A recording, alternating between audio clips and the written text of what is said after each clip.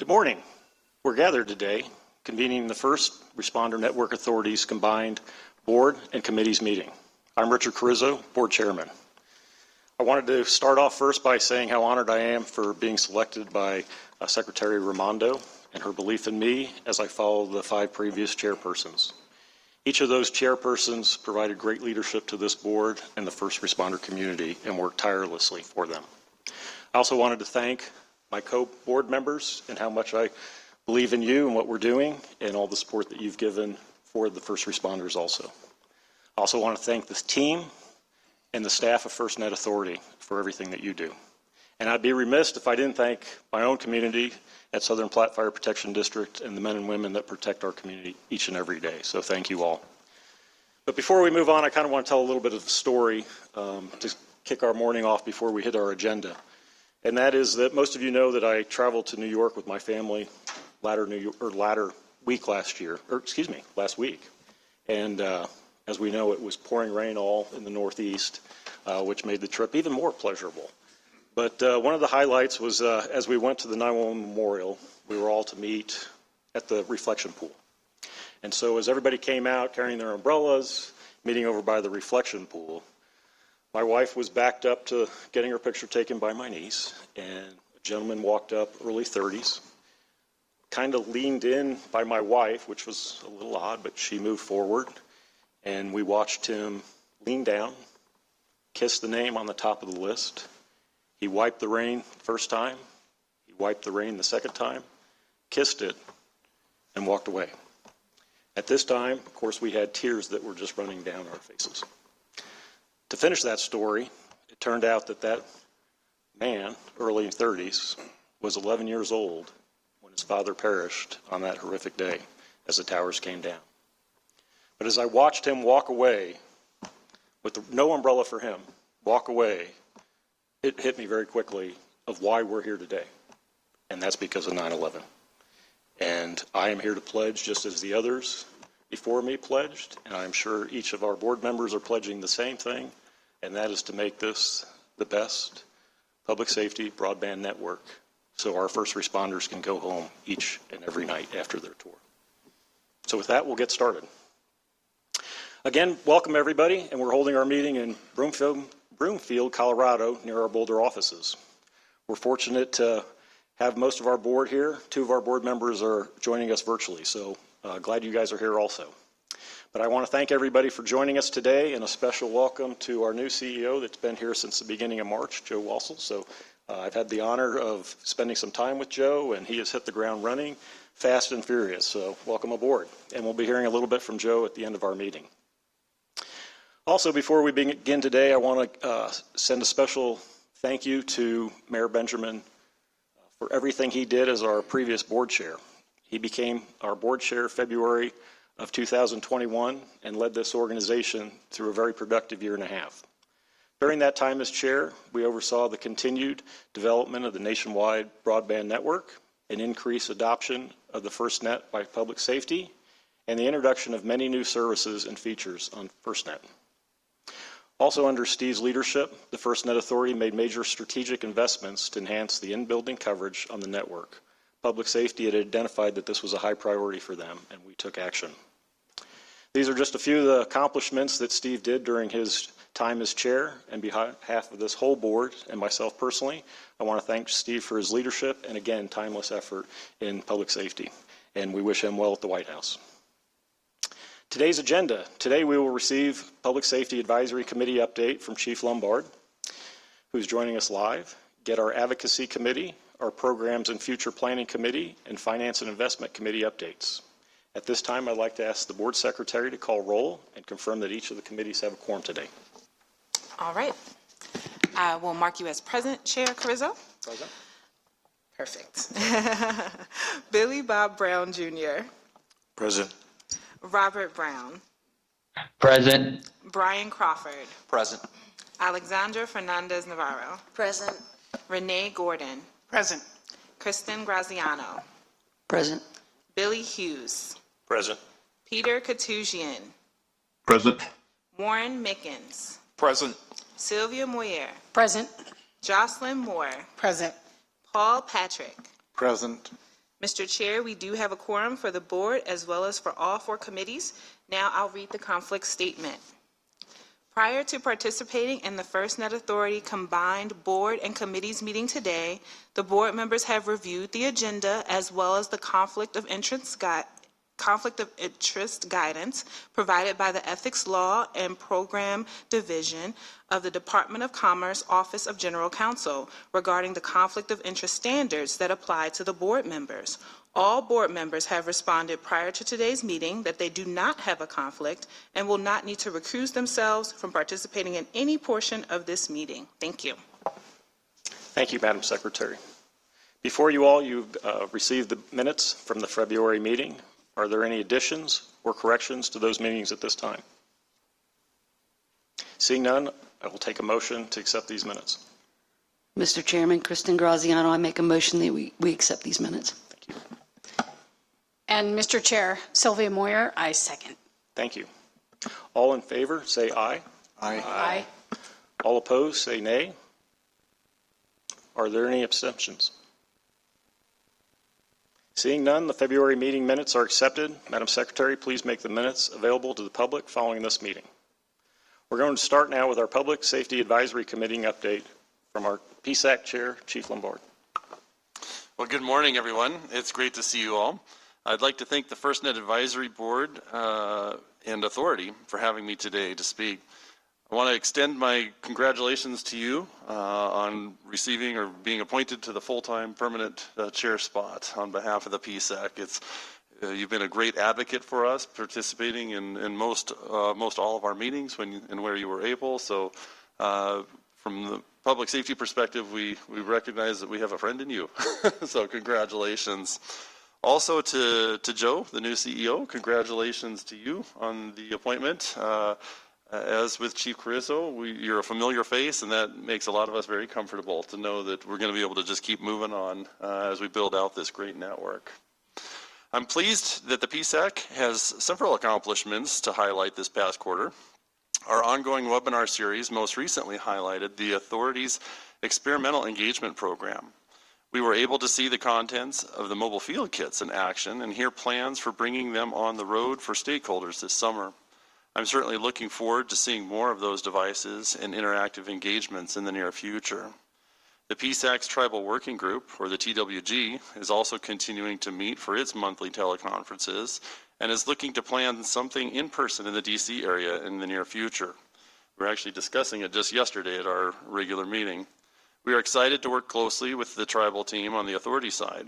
I'd like to thank Jocelyn Moore for stepping in to assist and support Paul Patrick as the board liaison to the Tribal Working Group. As Chief Carrizo is now the board chair, he has asked Jocelyn to take over his role in supporting this group, and I'm thrilled to have them on our team.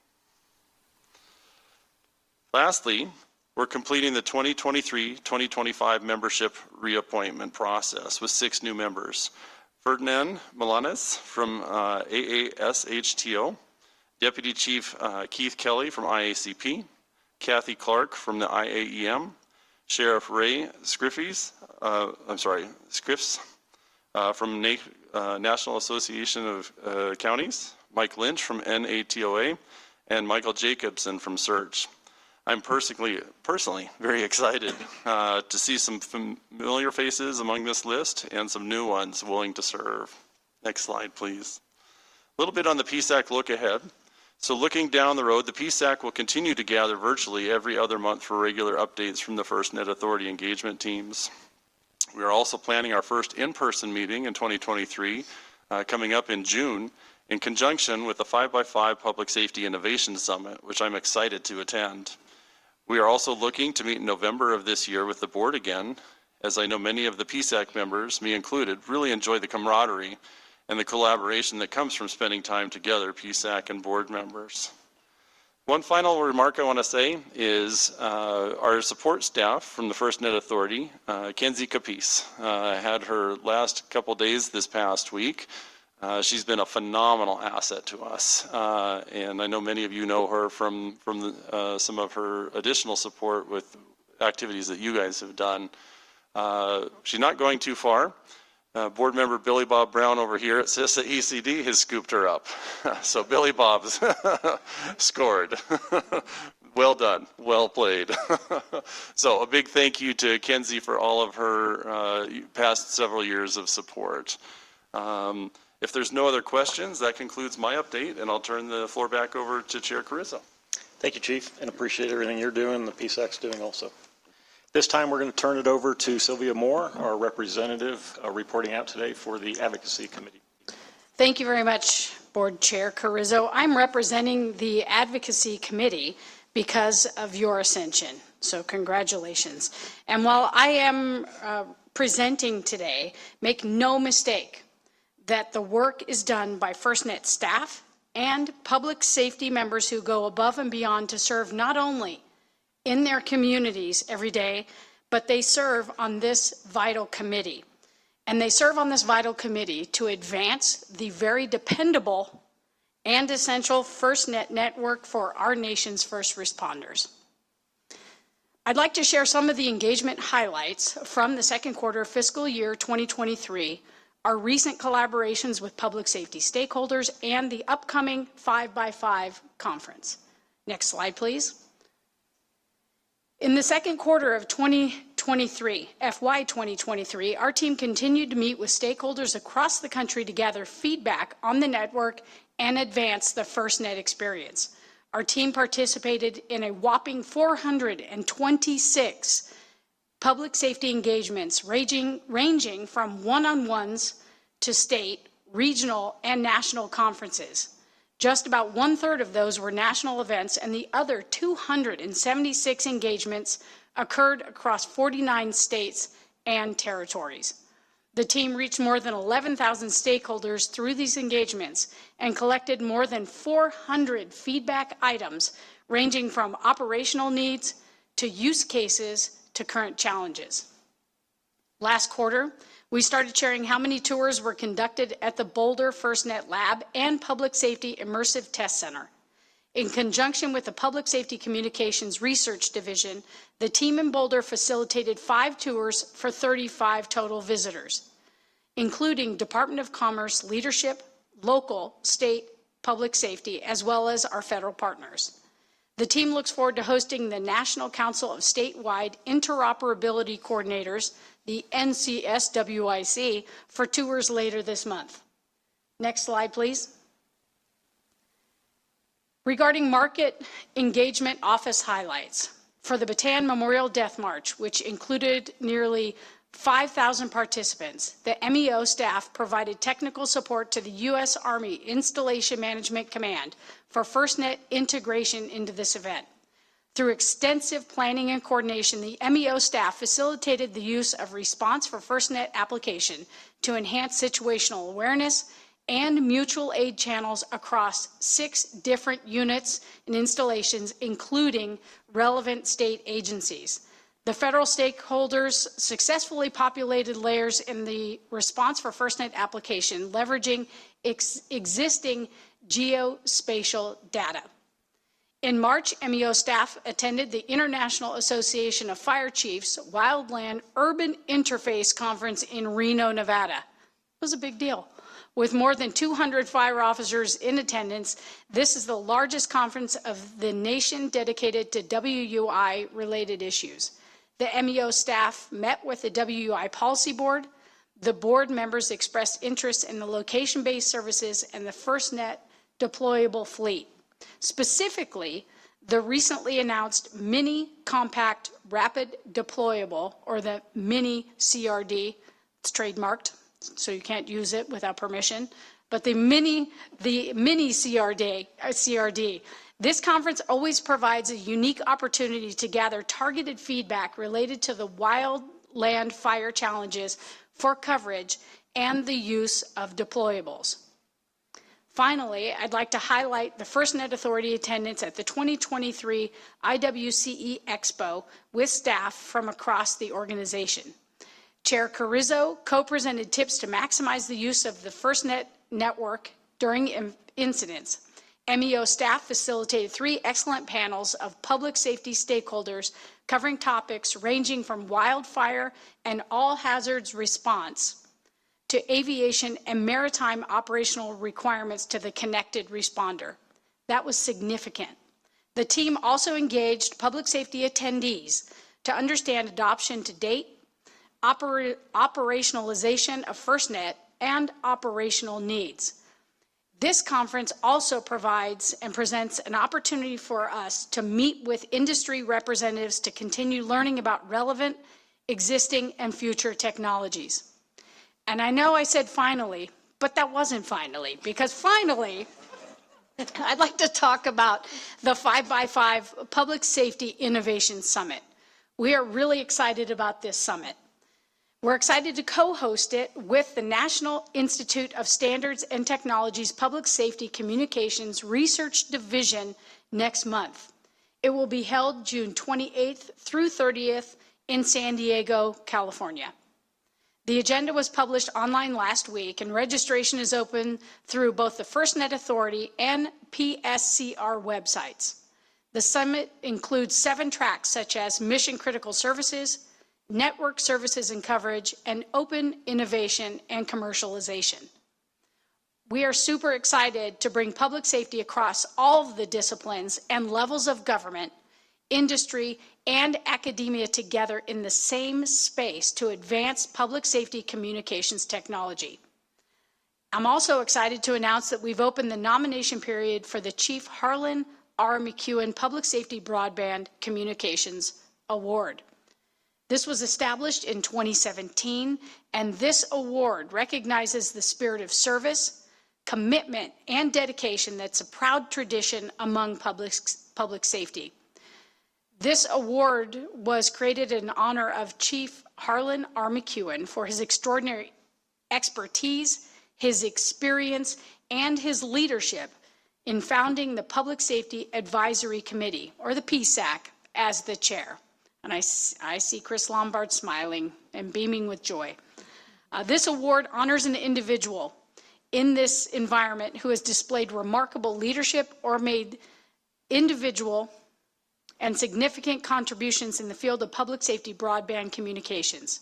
Any sworn or civilian member of public safety is eligible for this award. There are many past winners that are remarkable, and they include Chief McEwen himself, the late Tom Sorley, who was the second PSAC chair, Sheriff Neil Miller from Nebraska, Chief Jeffrey Lane from Florida, Chief Michael Dyke from Oregon, and a current PSAC EC member, and John Stevens of New Hampshire. The nomination period will close on May 24th, and we look forward to recognizing the recipient at the upcoming 5x5 Summit in San Diego, California. So that was the actual finally, and Chief Carrizo, I'm delighted to tell you this concludes my presenting on behalf of the Advocacy Committee. This serves as the update, and I'll turn it over to you, sir. Thank you for your report, Sylvia. Appreciate it. Next, we'll hear from Jocelyn Moore, Chair of the Programs and Future Planning Committee. Thank you, Mr. Chairman. Sylvia, you're a hard act to follow. I'm going to try to rearrange the agenda so I can be not after you. But great report, Sylvia. Thank you, Mr. Chairman, and super excited about your new position. Congratulations. I want to add my voice to the chorus. Just looking forward to your leadership and what we're going to accomplish together going forward. So congratulations. Joe, welcome. Your energy is infectious, and we are looking forward to your leadership of FirstNet and all that you're going to accomplish as well. And I also want to give Lisa a shout out just for everything that you've done to lead us to this point, all of the work, the ongoing work in the transition, and just being a steady hand, a very capable hand of leadership for the FirstNet board and for our first responder community. So with that, Mr. Chairman, I will move to my remarks, and good morning to all of my fellow board members. On March 23rd, we had our most recent Programs and Future Planning Committee meeting, where we had several key updates from the staff. First, we received an update on the FirstNet network status, more specifically, a detailed overview of Task Order 4 Radio Access Network Band 14, final operational capacity. That's a lot, the FOC. This covers the nationwide deployment of the network toward FOC. I would like to point out that even though final, I'm taking a page out of your book, even though final is part of the term FOC, this is referring to the initial 5-year build-out of the FirstNet Band 14 spectrum. There is still much more work to do after FOC to fully realize the potential of FirstNet, and we look forward to growing the network beyond the contractually required Band 14 coverage for this initial build-out. I want to underline that. We look forward to growing the network beyond the contractually required Band 14 coverage for this initial build-out. The second item on our agenda was internal dashboards that provided an overview of FirstNet Authority team coverage so that we can really begin to leverage and track progress on the National Public Safety Broadband Network. This visualization will help us not only determine where we've been, but where we are going in terms of the build-out. It will also help us as we continue to hold AT&T accountable, not only for contractual deliverables, but making sure that we have the continuous analytics and data to gauge our progress and to make sure that we are delivering for the first responder community consistently. The third item on our agenda was future planning, and it's an item near and dear to my heart. As I've said, we have to not only know where we've been and where we are, but where we are going so that we can continue to deliver for the first responder community going forward. So our update included an overview of the upcoming 2023 roadmap, including implementation, as well as efforts related to ongoing collaboration with the committee, the FirstNet Authority team, and AT&T as we enter the next phase of the FirstNet network evolution and coverage expansion. The briefing and discussion were invaluable to the committee to ensure we understand the current progress and the planning efforts underway. I'm also pleased to report that the adoption and usage of the FirstNet network services by our nation's first responders continues to grow at a tremendous pace, and I'll share some recently announced highlights on the next several slides. Next slide, please. FirstNet Momentum. This slide has been updated by the FirstNet Authority team based upon the AT&T earnings, which were released on the first quarter last week on April 20th, for the first quarter, excuse me. Some key metrics from the FirstNet network growth announced over this last quarter include: we have more than 590 FirstNet ready devices available to be used by public safety on the FirstNet network, along with more than 200 unique public safety applications in the FirstNet catalog for those devices. These devices include support for our licensed Band 14 spectrum, which has now been deployed in all 56 states and territories. I haven't seen that number before, 56, got it. We have over 150 FirstNet dedicated deployable network assets, which supported over 1,200 deployables across the nation in 2022. Next slide, please. FirstNet Connections. We have added approximately 300,000 more device connections since we met last quarter in Austin. 300,000, that is significant. Now we have more than 4.7 million device connections on the FirstNet network, and I enjoy seeing this graphic continue to grow from the beginning in 2018 when we started adding our FirstNet public safety connections to the network to 2023 where we see the connections stand now at over 4.7 million. Next slide, please. Lastly, I'd like to talk a little bit about FirstNet agencies.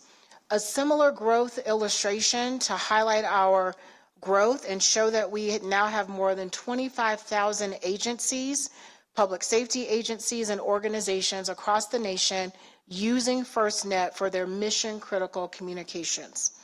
In closing, Mr. Chairman and members of the board, the Programs and Future Planning Committee is very pleased with the success to date of the FirstNet network.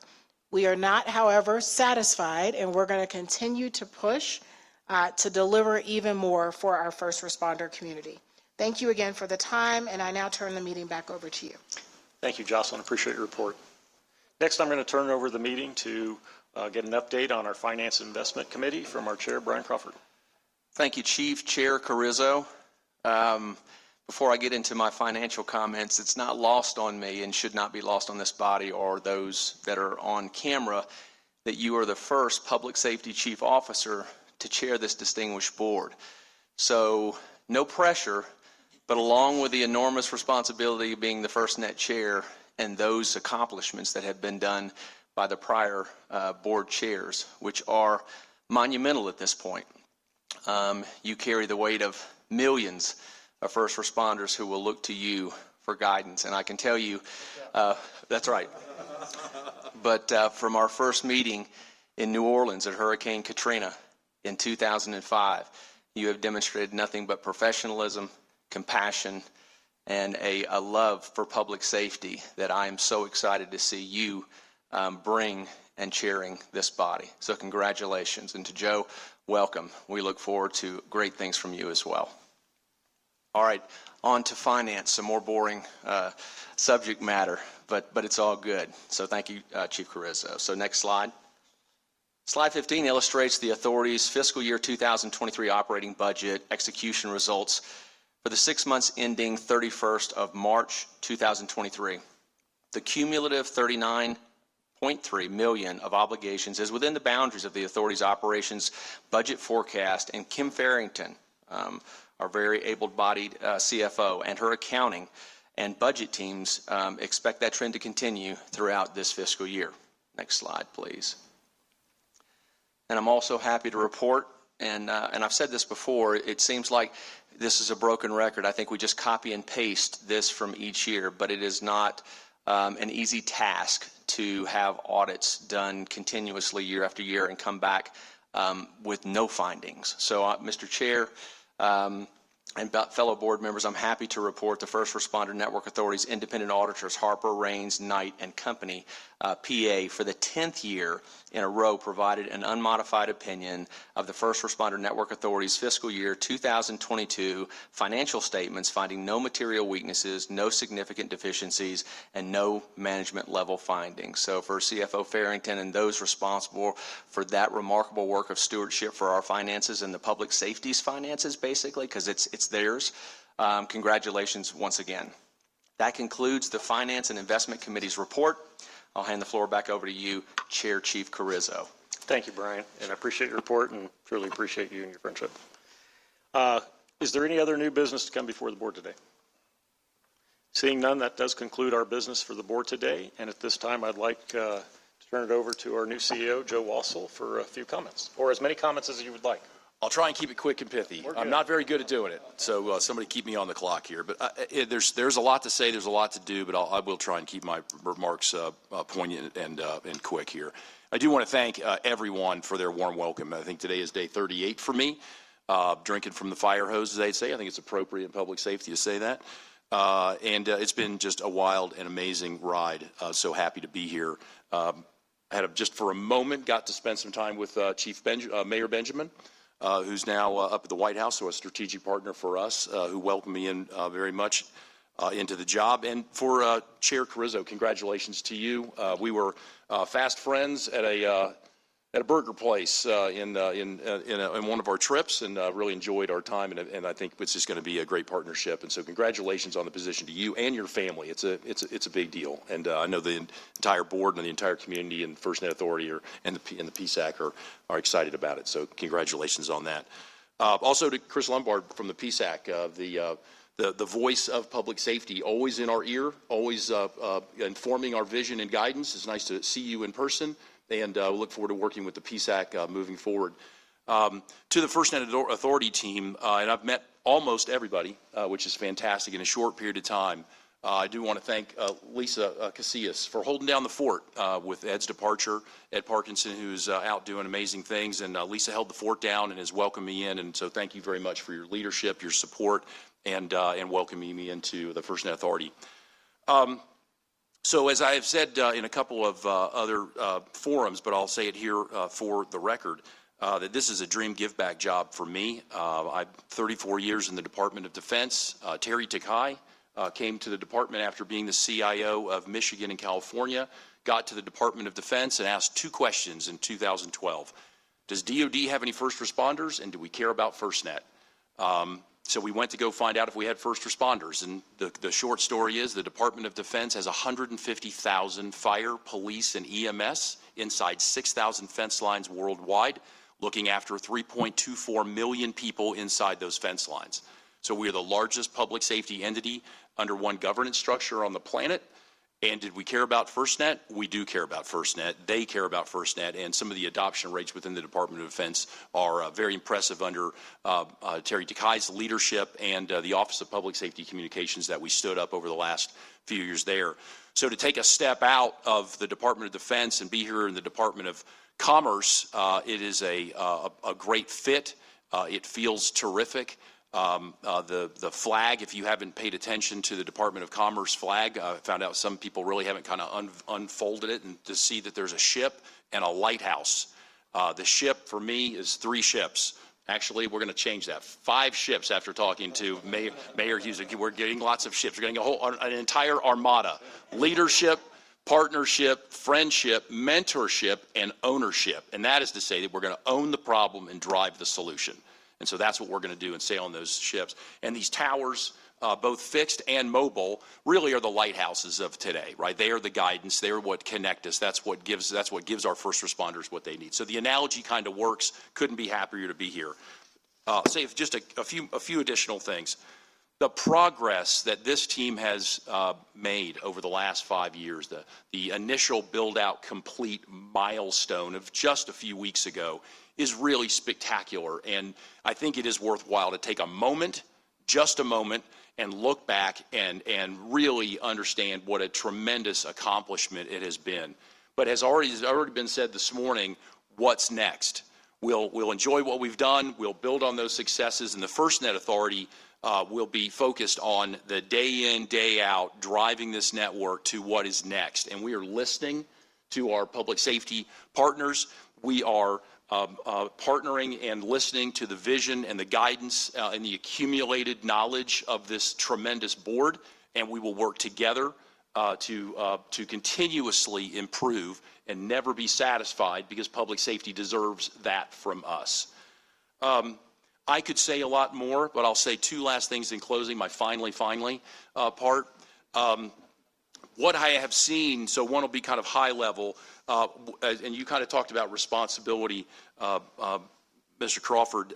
With a great network comes great responsibility. I think I stole that from Spider-Man. Kind of made a little correction there.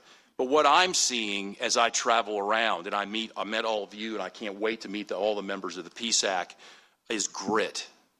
And when you look up the definition of grit, it means courage, resolve, and strength of character. And I think every person I've met to date has embodied that term. And so we have grit. We'll continue to show that courage, that resolve, and that strength of character while we build this network together. And then I'll just I have my own 9/11 story I'll tell later. I'm really glad you told yours. It was very moving as we chatted about that. My son is at this moment at wildland fire training through the Idaho National Guard. He's really excited about it and hope he gets called up for fires in August. And so I have mixed feelings about that. But I told him, I said, if you get called up and you go out, there will be a great network to provide you situational awareness, connection back to the command tent. And we kicked off the DoD Public Safety Comms Working Group back in 2014 with the story of the Yarnell Canyon fire. I'm not going to go into the details of that, but that's what drives us, right? The sons and daughters and the moms and the dads that are out there on the line every day in public safety doing what they do. So here I am, here we are, and off we go. Thank you for having me on the team. Thank you, Joe. Appreciate your comments, and I know you have the support of this whole board behind you. And we're looking forward to continuing to move this network upward and forward, and again, for our public safety partners. And that concludes our business, and I want to thank everybody for participating. We're prepared to adjourn our meeting. Do I have a motion at all? Yeah, Mr. Chairman, Paul Patrick, board member, I move that we adjourn. Motion made. Do I have a second? Warren Mickens, I second the motion. Thank you, Warren. All in favor, say aye. Aye. Aye. Aye. All opposed, say nay. Any abstentions? Okay. Again, I'd like to thank everybody for participating in the combined board and committees meeting today. And to the audience that participated via WebEx, I thank you for being on today, and we'll consider this meeting adjourned. Thank you very much.